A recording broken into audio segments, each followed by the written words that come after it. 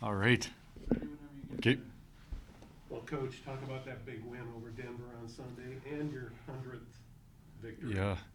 Yeah. First off, obviously, huge win for the guys to get that big win on Sunday, and that's some of the best hockey I've seen our team play. I thought we played extremely well, and obviously against a very good opponent, and to get a win. And then, to be honest, I had no idea it was the 100th win. So, Coach Noel Bernier told me that after the game, which was pretty cool, and a lot of credit to him too. Right, he's been there the whole step of the way with me as well. So, kind of fun to share that with him, and special moment with the guys. So that was really exciting. Talk about how that worked with the game ending abruptly after the first period on Saturday night, scoreless game, and then just to pick right up on Sunday. No national anthem, just get right in there. Yeah, definitely the first for me to have a situation like that happen, and I think that what ended up happening when the logo and the ice behind the net there was coming out, and obviously made it unsafe for the players to skate behind there, and so they decided it was unsafe playing conditions. So in that situation, the game gets postponed, and so it actually worked out good. Heather was there, the commissioner was there, both ADs were there, Adrian was there, Mike Kemp was there. So it just kind of happened that everybody was at the trip, which was great. So we met, our program met with Denver's program and the commissioner, and tried to figure out a best solution that allows us to continue to play the game on Sunday there, and still, doesn't affect the travel too negatively. So obviously not ideal, but we got the game in, and we made it for a longer day on Sunday for sure for our guys, but we ended up getting back, around 11:30, 12 o'clock at night to Omaha there. So, but hey, with the big win, we'll take it, and looking forward to this weekend. Coach, what do you know about Augustana, and what can the fans expect Friday night? Yeah, it's going to be a hard-fought battle. They obviously, you can tell by their record this year, they've had a lot of success so far this season here in their first year, and I think they only have 3 freshmen on their team. I think they have 5 grad transfers. So very old team, lots of guys that we're familiar with, whether it was in the recruiting process or at their previous institutions. So they'll come in with a lot of experience, and have had some big wins this season themselves. So should be a really good game here Friday night. Looking back at the schedule, I don't think that you've ever been where we've done the home and home. Yeah. We've done it earlier with Mankato way back in the early 2000s. How does that affect your preparation when you're looking at, Friday versus Saturday? Yeah, a little different where you don't get to set up shop in one place, but also exciting. I thought when we were talking Augustana, it'd be nice for the fans to, get a home game there, and then potentially a road game not too far away as well. So I'm excited for it. We used to do it quite a bit in Canada when you're not too far away from some of your competition. So it'll be a good opportunity for our guys to get a game here Friday, and then turn around and do it again in Augustana on Saturday. Mike, it seemed like just observing from the back of the room and the team room after the game, after the suspension, your philosophy is just kind of play cool, and here we go, relax, get dinner in, and we'll just play tomorrow.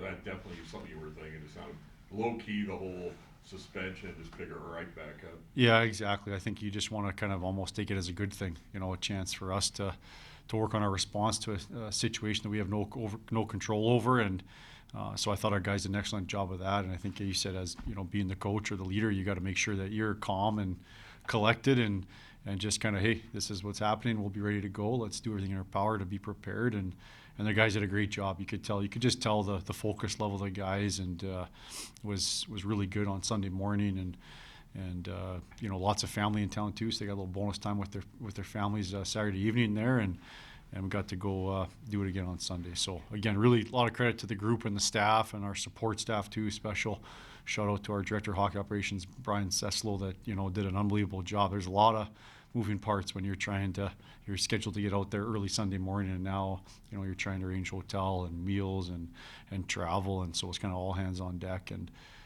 everybody did a great job.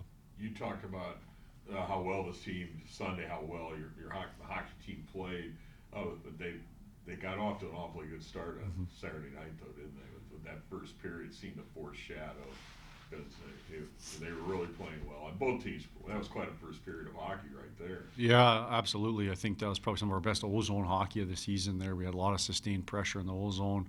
Guys were big. They were hanging on to pucks, weren't rushing plays.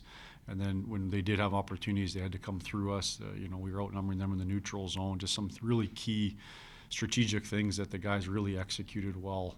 And then a couple of really nice individual plays too. A couple of great goals and some great plays too. So just all in all, a great blueprint for how to play and just a lot of confidence in the group too. I think, when you're playing teams like that, it's nice to get some good results and just helps that belief in their individual abilities and team abilities to be successful.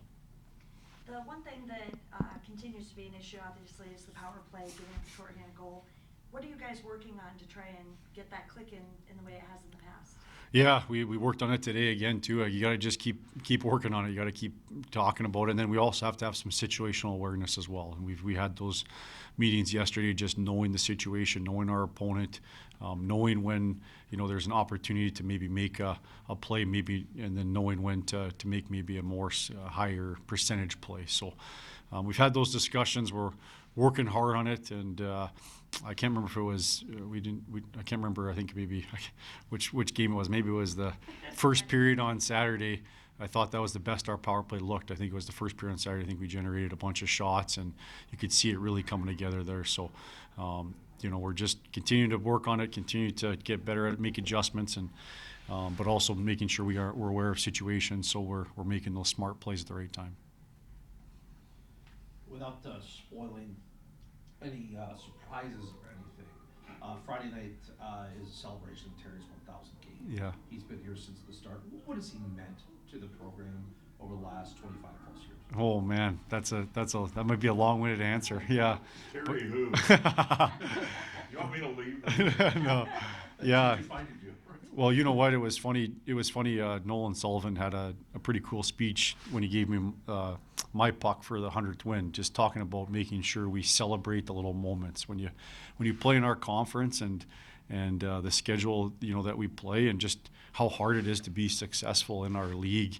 I thought that was a great point by Sully, just to celebrate those little moments and take time to kind of take a deep breath and reflect on it and celebrate it. And this is a perfect opportunity for that with Terry's 1,000 game. Just looking back to all the time and effort he spent with the program and the type of person he is. And there's not one guy in that locker room or on that staff that doesn't love Terry, right? I think you've now been on the road a little bit with us and just realize his sense of humor and how much energy and goodness he brings to the team. And I think, when you're going through good times or bad times, and especially sometimes the times of adversity, you know who really has your back, right? I think that's when usually kind of the people with high character that are true fans, true believers, like they're kind of with you all the time.